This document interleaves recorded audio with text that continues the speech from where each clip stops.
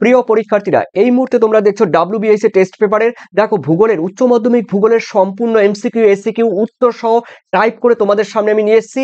SCQ গুলো অবশ্যই তোমরা টাইপ করে তোমাদের সম্মুখে উত্তরগুলো আমি বলে দেবো। তো আজকে তোমাদের চলছে WBSC টেস্ট পেপারের পেজ নাম্বার E7 এর সম্পূর্ণ সমাধান তোমরা একবার দেখে নাও, আর বাকি সেটগুলো তোমরা যারা এখনো দেখোনি অবশ্যই ডেসক্রিপশন লিঙ্কে যাও, ওখান থেকে তোমরা সম্পূর্ণ দেখে আসতে পারবে। চলো কথা না বাড়িয়ে সরাসরি আমরা চলে যাচ্ছি তোমাদের সমাধানে। চলো সমাধান করে নেওয়া যাক। তোমাদের আমার মাথার উপরে দেখতেই পাচ্ছ E7। তো রয়েছে দেখো WBSC টেস্ট পেপারের রয়েছে দেখো 5।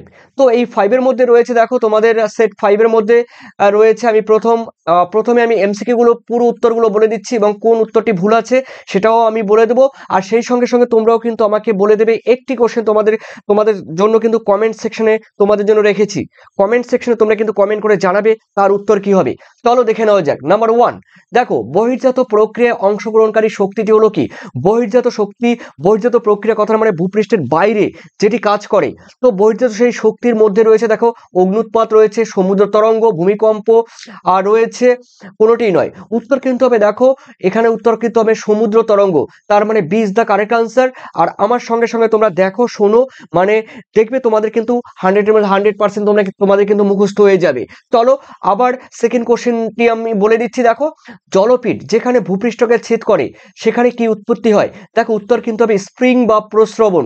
তার মানে B is the correct answer. এরপরে দেখে নিচ্ছি তোমাদের তিনে বলা হয়েছে সমুদ্র জলের নিম্নসীমা থেকে ঊর্ধ্বসীমা পর্যন্ত উপকূলের যে অংশ রয়েছে তাকে কি বলে? সমুদ্র জলের নিম্নসীমা থেকে ঊর্ধ্বসীমা, তার মানে সম্মুখ তটভূমি। এ ইজ দ্য কারেক্ট আনসার। আর এটি কিন্তু হবে না, এটি কিন্তু সমুদ্র জলের ঊর্ধ্বসীমা থেকে উপকূল বা ভৃগু বা পার পর্যন্ত অঞ্চলটিকে বলা হয় পশ্চাৎ তটভূমি। তার মানে নিম্নসীমা থেকে ঊর্ধ্বসীমা পর্যন্ত অংশকে বলা হয় সম্মুখ তটভূমি। তারপরে রয়েছে দেখো তোমাদের 4 ক্ষয়ের শেষ সীমা বলতে কি বোঝায়? সমুদ্র পৃষ্ঠকে ক্ষয়ের শেষ সীমা বলা হয়। এরপরে দেখে নাও পরে কোশ্চেন, অধোভঙ্গের ভাঁজযুক্ত অঞ্চলে অবস্থিত যে ধরনের জলনির্গম প্রণালী গড়ে ওঠে তার নাম কি? দেখো অধোভঙ্গ মানে বুঝতেই পারছো এটি অধোভঙ্গ। তো অধোভঙ্গ ভাঁজযুক্ত অঞ্চলে দেখো এখান থেকে নদী, চারিদিক থেকে নদীগুলো কিন্তু এইসব জায়গায় নেমে আসবে, চারিদিক থেকে নদী। তো এই যে কেন্দ্রের দিকে যখন নেমে আসবে পার্শ্ববর্তী অঞ্চল থেকে, তখন এই ভাঁজের অধোভঙ্গ মানে এই অবনমিত অঞ্চলে কোন ধরনের জলনির্গম প্রণালী গড়ে ওঠে? কেন্দ্রমুখী। উত্তর কিন্তু হবে কেন্দ্রমুখী। D is the correct answer. এরপরে রয়েছে তোমাদের 6 মৃত্তিকার কোন স্তরে হিউমাস থাকে? উত্তর কিন্তু হবে এ স্তরে। তবে বি স্তরকে কিন্তু খনিজ ভান্ডার বলা হয়, সঞ্চিত ভান্ডার বলা হয় বি স্তরকে। আর এ স্তরে খনিজ পদার্থের পরিমাণ বেশি। আর ও স্তর কিন্তু এখানে বলেনি, তার মানে স্তর হবে। এরপরে রয়েছে তোমাদের দেখো 7 USDA শ্রেণী বিভাগ অনুসারে দেখো অক্সাইড যুক্ত মাটির বর্গ কোনটি? দেখো মাটির বর্গ হলো oxisol. B is the correct answer. এরপরে দেখে নিচ্ছি তোমাদের 8 অ্যান্টিসাইক্লোন শব্দটি প্রথম কে ব্যবহার করে? উত্তর কিন্তু হবে ফ্রান্সিস দেখো Galton. D is the correct answer. এরপরে রয়েছে 9 বলা হয়েছে জলাভূমি অঞ্চলে জন্মায় এমন উদ্ভিদ শ্রেণীকে কি বলা হয়? উত্তর কিন্তু হবে হাইড্রোফাইট কথার মানে হলো জলাভূমিতে যে উদ্ভিদ জন্মায়। এরপর দেখে নাও তোমাদের 10 নিম্নলিখিত গ্যাসগুলির মধ্যে কোনটি গ্রিনহাউস গ্যাস নয় কিন্তু বলেছে, এখানে কিন্তু হবে অক্সিজেন। বাকিগুলো কিন্তু গ্রিনহাউস গ্যাস। এরপরে দেখে নাও 11 বায়োডাইভার্সিটি হটস্পট বা জীব বৈচিত্র্যের উষ্ম মণ্ডল বা উষ্ম অঞ্চল কথাটি প্রথম কে ব্যবহার করে? উত্তর কিন্তু হবে Norman Myers. Option A is the correct answer. এরপরে রয়েছে তোমাদের 12 একটি মনুষ্য সৃষ্ট দুর্যোগ। মনুষ্য সৃষ্ট কথার মানে হলো মানুষ যে দুর্যোগ সৃষ্টি করে সেটির নাম কি? সেটির নাম ভূপাল গ্যাস দুর্ঘটনা হবে, যুদ্ধ দাঙ্গা হবে, তারপরে সাম্প্রদায়িক যে দাঙ্গা রয়েছে, যুদ্ধ রয়েছে, তারপরে বলতে পারো পারমাণবিক বিস্ফোরণ রয়েছে। এগুলো কিন্তু মনুষ্য সৃষ্ট দুর্যোগ। এরপরে রয়েছে দেখো ট্রেন দুর্ঘটনা, এগুলো কিন্তু মনুষ্য সৃষ্ট দুর্যোগ। শিক্ষকের শিক্ষাদান যে শ্রেণীর অর্থনৈতিক ক্রিয়াকলাপের মধ্যে পড়ে সেটি কিন্তু তৃতীয় শ্রেণীর ক্রিয়াকলাপের মধ্যে পড়ে। তারপর রয়েছে দেখো তোমাদের 14 ট্রাক ফার্মিং কথাটি কিসের সঙ্গে যুক্ত? উদ্যান কৃষি বা হর্টিকালচারের সঙ্গে যুক্ত। এরপরে রয়েছে 15 রুর শিল্পাঞ্চলে গড়ে ওঠে যে খনিজকে ঘিরে সেটির নাম কি? সেটি কিন্তু হবে এই কোশ্চেনটি তোমরা কিন্তু কমেন্ট সেকশনে কমেন্ট করে জানাবে। দুটি অপশন দেখো, কয়লা হবে না লোহা হবে? এই কয়লা এবং লোহা কোনটি হবে? রুর শিল্পাঞ্চল। তোমরা জানো রুর শিল্পাঞ্চলকে কেন্দ্র করে এক একটি লৌহ ইস্পাত শিল্প তারপরে সিমেন্ট শিল্প, রাসায়নিক শিল্প গড়ে ওঠে। তো সেটি কোনটি হবে? কয়লা হবে না লৌহ আকরিক হবে? অবশ্যই আমাকে জানাবে। তারপরে তোমাদের 16 বিশুদ্ধ কাঁচামাল ভিত্তিক একটি শিল্পের নাম কি? বস্ত্র বয়ন শিল্প, কিংবা পশম শিল্প, কিংবা চামড়া শিল্প, এগুলো। এরপরে রয়েছে তোমাদের দেখো 7 সার্কের সদর দপ্তর বা হেডকোয়ার্টার কোথায় রয়েছে? নেপালের কাঠমান্ডুতে। তবে সার্কের প্রথম সম্মেলন অনুষ্ঠিত হয় বাংলাদেশের ঢাকায়। আর সার্ক গঠিত হয় কিন্তু দেখো 1985 সালে, 1985-এ। এরপরে রয়েছে দেখো, আর সার্ক কথাটি প্রথম উত্থাপন করে দেখো পূর্ববঙ্গের জিয়াউল রহমান।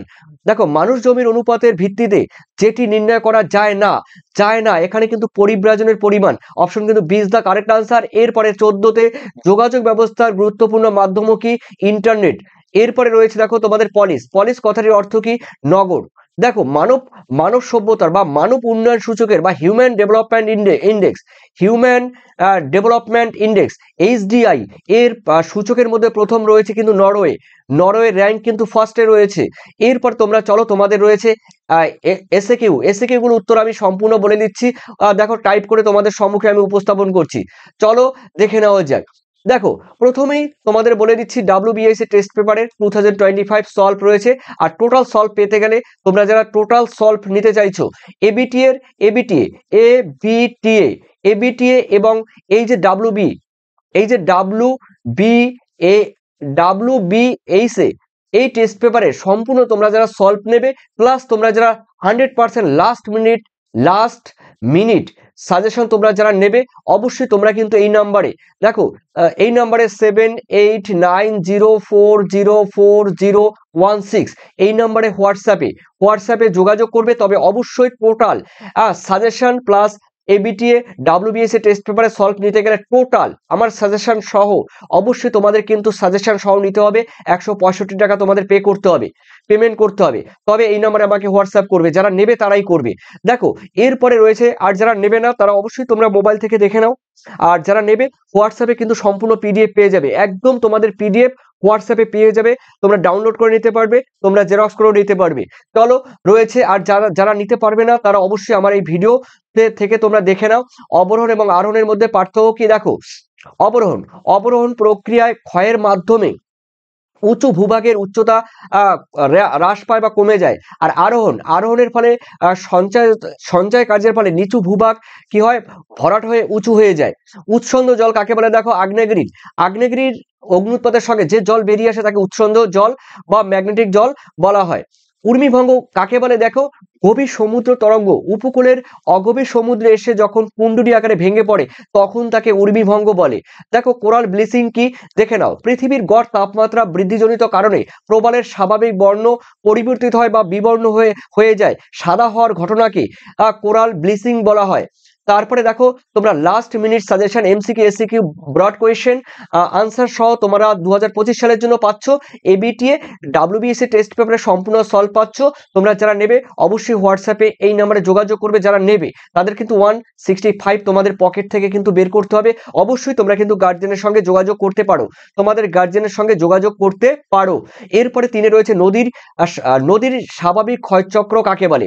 দেখো পৃথিবীতে যত মানে ক্ষয়চক্র হয় তার বেশিরভাগই 70% উপরে, ঠিক আছে, নদীর দ্বারাই ক্ষয়কার্য সংঘটিত হয়। তাই নদীর ক্ষয়চক্রকে স্বাভাবিক ক্ষয়চক্রকে নদীর ক্ষয়চক্রকে স্বাভাবিক ক্ষয়চক্র বা ভৌগোলিক ক্ষয়চক্র বলা হয়। তো উইলিয়াম মরিস ডেভিসের মতে এখানে আমি লিখে দিয়েছি। এরপরে রয়েছে তোমাদের জলনির্গম প্রণালী কাকে বলে? দেখো প্রধান নদীর গতিপথে যখন অসংখ্য শাখা নদী উপনদী প্রধান নদীর সঙ্গে বিভিন্ন কোণে বিভিন্ন ভাবে এসে যখন মিলিত হয়ে যে নকশা বা ডিজাইন গঠন করে তখন তাকে জলনির্গম প্রণালী বা নদী নকশা বলা হয়।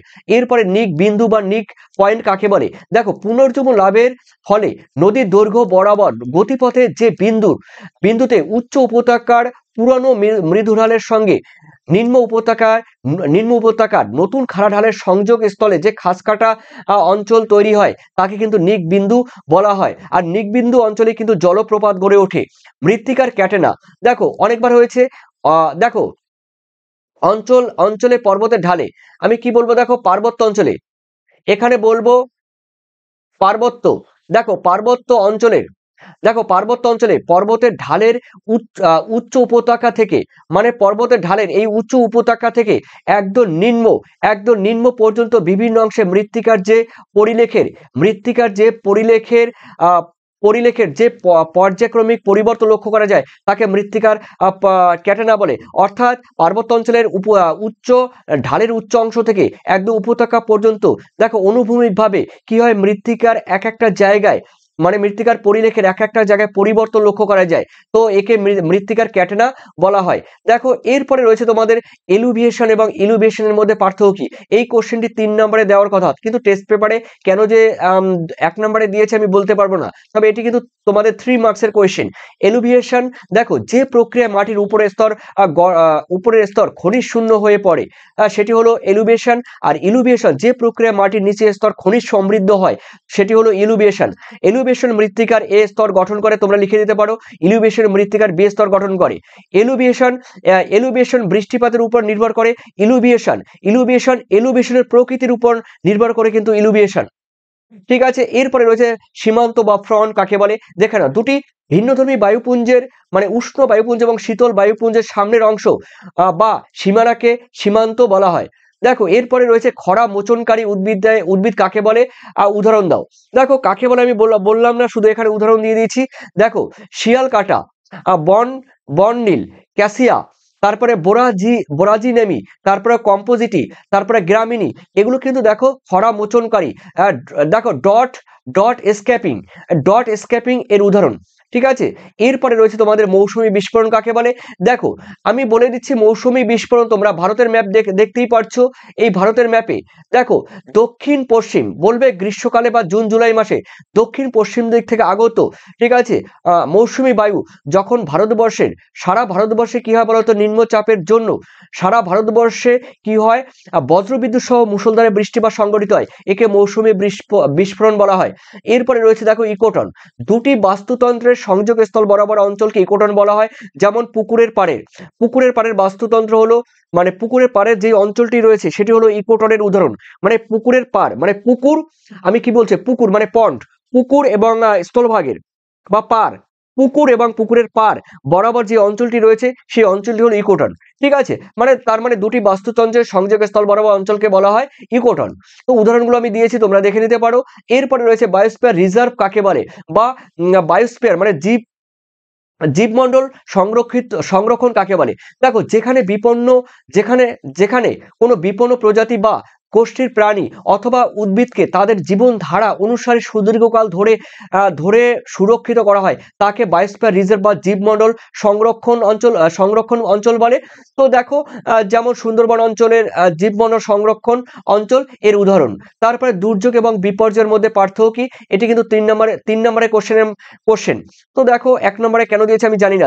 দুর্যোগ মূলত ক্ষুদ্র স্কেলে সংগঠিত হয়, বিপর্যয় বৃহৎ স্কেলে সংগঠিত হয়, খুবই ভাইটাল একটি পার্থক্য। সেকেন্ড, অস্বাভাবিক পরিস্থিতি যখন হঠাৎ স্বাভাবিক জীবনযাত্রাকে ছন্দপতন করে তখন তাকে দুর্যোগ বলে। আর দুর্যোগের প্রভাবে ব্যাপক আকারে প্রাণহানি, প্রাকৃতিক এবং সাংস্কৃতিক সম্পদ বা ধ্বংস হয়ে থাকে, তখন সেটি হলো বিপর্যয়। দুর্যোগ হলো স্বল্পকালীন পরিস্থিতি, বিপর্যয় হলো দীর্ঘকালীন সময়ের পরিস্থিতি। এরপরে রয়েছে দেখো তোমাদের পরে কোশ্চেন দেখে নাও। তোমাদের পরে কোশ্চেন আমি বলে দিচ্ছি এক এক করে। দেখো শস্য সমন্বয়, এই শস্য সমন্বয় কাকে বলে। দেখো কোনো নির্দিষ্ট কৃষি অঞ্চলে মোট কর্ষিত জমিতে উৎপাদিত এক বা একাধিক শস্যের পারস্পরিক বন্টনকে গাণিতিক সম্পর্ককে বলা হয় শস্য সমন্বয় বা ক্রপ কম্বিনেশন।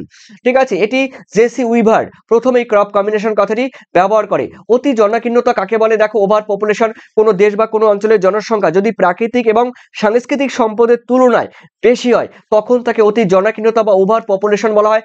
যেমন এখানে রয়েছে অতি জনাকীর্ণতা, তার মানে এটি এখানে কিন্তু হবে না, এখানে হবে কিন্তু বাংলাদেশ, এখানে হবে বাংলাদেশ। ঠিক আছে, বাংলাদেশ হবে, ভারত হবে, পাকিস্তান হবে, এগুলো। ঠিক আছে, তো এগুলো অতি জনাকীর্ণতা মানে ওভার পপুলেশন, যেটাকে বলা হয় ওভার পপুলেশন, এটা মাথায় রাখবে।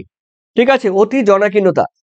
এরপরে আমি দেখে নিচ্ছি তোমাদের পরবর্তী কোশ্চেন আমি বলে দিচ্ছি। দেখো তোমাদের পরবর্তী কোশ্চেন রয়েছে দেখো 11তে বলা হয়েছে ফুড লস ইন্ডাস্ট্রি বা শিকড় আলগা শিল্প কাকে বলে। দেখো আমি বলে দিচ্ছি শিকড় আলগা শিল্প কাকে বলে। যখন দেখো সমপরিমাণ দ্রব্য থেকে যখন সমপরিমাণ বস্ত্র বা দ্রব্য উৎপন্ন করা হয় তখন তাকে কিন্তু ফুড লস ইন্ডাস্ট্রি বা শিকড় আলগা শিল্প বলা হয়।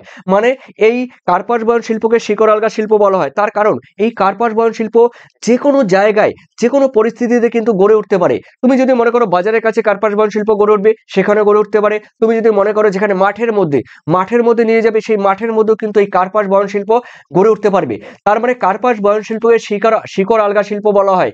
এই শিল্পের মুখ্য কাঁচামাল হলো বিশুদ্ধ প্রকৃতির, এর পণ্য সূচক কিন্তু মান এক। এই শিল্প উৎপাদন অঞ্চল ও বাজারের মধ্যবর্তী সুবিধা মতো যে কোনো পরিস্থিতিতে বা যে কোনো জায়গায় গড়ে উঠতে পারে, কমা হবে এখানে, তাই এই শিল্পকে শিকড় আলগা শিল্প বলা হয়। এরপরে রয়েছে তোমাদের 12তে বলা হয়েছে টেলি কনফারেন্সিং কাকে বলা হয়। দেখো টেলি যোগাযোগের মাধ্যমে দুই বা তারও বেশি বা অধিক ব্যক্তির মধ্যে যখন তথ্যের আদান প্রদান বা মত বিনিময় সভা পরিচালনার প্রক্রিয়া ঘটে তখন তাকে টেলি কনফারেন্সিং বলা হয়। এরপরে রয়েছে দেখো তোমাদের থিঙ্ক ট্যাঙ্ক বা বুদ্ধির ভান্ডার। থিঙ্ক মানে চিন্তা বা বুদ্ধির ট্যাঙ্ক মানে ভান্ডার। তো বুদ্ধির ভান্ডার কাকে বলে দেখো আমি বলে দিচ্ছি থিঙ্ক ট্যাঙ্ক কাকে বলে। দেখো পঞ্চম স্তরের অর্থনৈতিক ক্রিয়াকলাপের সঙ্গে যুক্ত ব্যক্তিরা উচ্চ মেধা ও বুদ্ধির অধিকারী হলে তাদের বুদ্ধির ভান্ডার বা থিঙ্ক ট্যাঙ্ক বলা হয়। ঠিক আছে, তারা প্রখর বুদ্ধি সম্পন্ন ব্যক্তি হয়ে থাকে। ঠিক আছে, এরপরে দেখে নিচ্ছি তোমাদের 14 অভিবাসন বা মাইগ্রেশন বা পরিব্রাজন কাকে বলে। আমি আমার মতো বলে দিচ্ছি, দেখো এখানে লিখে দিয়েছি কিন্তু আমি আমার মতো ভাষা কিন্তু আমি ব্যক্ত করেছি, শুনে নিও। কোনো দেশ বা কোনো অঞ্চলের মানুষ যখন এক অঞ্চল থেকে অন্য কোনো অঞ্চলে কিংবা এক প্রশাসনিক অঞ্চল থেকে অন্য কোনো প্রশাসনিক অঞ্চলে গমন করে তখন তাকে কিন্তু অভিবাসন বা পরিব্রাজন বা মাইগ্রেশন বলা হয়। যেমন আমাদের ভারতবর্ষ থেকে প্রচুর পরিমাণে মাইগ্রেশন হচ্ছে আমেরিকায়, তারপরে ব্রিটেন বা মানে যুক্তরাজ্য বলতে পারো, অস্ট্রেলিয়া বলতে পারো, ইতালি বলতে পারো, ফ্রান্স, জার্মানি, বেলজিয়াম, এই সমস্ত দেশে প্রচুর পরিমাণে আমাদের ইন্ডিয়া থেকে ডক্টর, ইঞ্জিনিয়ার, তারপরে উচ্চ উচ্চ গুণসম্পন্ন যারা রয়েছে, অভিজ্ঞ সম্পন্ন শিক্ষক, এরা কিন্তু বিদেশে কিন্তু পাড়ি জমায় অধিক টাকার লোভে, অধিক ইনকামের জন্য। এরপরে রয়েছে দেখো তোমাদের রয়েছে দেখো বৃহৎ পরিকল্পনা অঞ্চল বা ম্যাক্রো রিজিয়ন প্ল্যানিং কাকে বলে। বৃহৎ অঞ্চল বুঝতেই পারছো, দেখো একাধিক রাজ্য বা তার অংশ নিয়ে গঠিত অর্থনৈতিক অবস্থার ভিত্তিতে একটি মাঝারি অঞ্চলের সমষ্টি হলো বৃহৎ অঞ্চলের পরিকল্পনা। উদাহরণস্বরূপ বলতে পারো দাক্ষিণাত্য মালভূমি, অথবা লিখে দিয়েছি তোমরা দেখে নিতে পারো। তো এই ছিল প্রিয় শিক্ষার্থীরা এই যে আমার ভূগোলের সম্পূর্ণ last minute suggestion triple star. তোমরা জানো ট্রিপল স্টার মানে ভিবিআই। এই ভিবিআই তোমরা জানো ব্রড কোশ্চেন তোমাদের 7 নম্বরে থাকবে, সেগুলো কিন্তু আমার সাজেশনে লাস্ট মিনিট সাজেশন। এই লাস্ট মিনিট সাজেশনে তোমাদের থাকছে এমসিকিউ থাকছে, এসিকিউ থাকছে, ইভেন প্রত্যেকটা অধ্যায় থেকে বড় প্রশ্ন থাকছে বাছাই করা। লাস্ট মিনিট সাজেশনে তোমরা কিন্তু দেখে নিতে পারবে। আর তোমাদের সব থেকে বড় কথা হলো এবিটি এর WBS এর টেস্ট পেপারের সম্পূর্ণ সলভ পাচ্ছ তোমরা কিন্তু এই নাম্বারে তোমরা হোয়াটসঅ্যাপ করে, যারা এই পিডিএফ তোমরা পেমেন্ট করবে 165 তোমাদের পেমেন্ট করতে হবে, যারা পেমেন্ট করবে তারাই কিন্তু আমাকে হোয়াটসঅ্যাপে তোমরা যোগাযোগ করবে। তো দেখো তোমরা দেখতে পাচ্ছ লাস্ট মিনিট সাজেশন 2025, তার এবিটি টেস্ট পেপার সলভ রয়েছে, WBS এর টেস্ট পেপার টোটাল পাচ্ছ। তো তোমাদের মূল্যবান কমেন্ট সেকশনে জানিয়ে দাও। ধন্যবাদ তোমাদের সবাইকে। পরবর্তী পেজের জন্য তোমরা অপেক্ষা করো, আর বাকি পেজগুলো তোমরা কিন্তু দেখে আসতে পারো ডেসক্রিপশন লিংক থেকে। Thank you.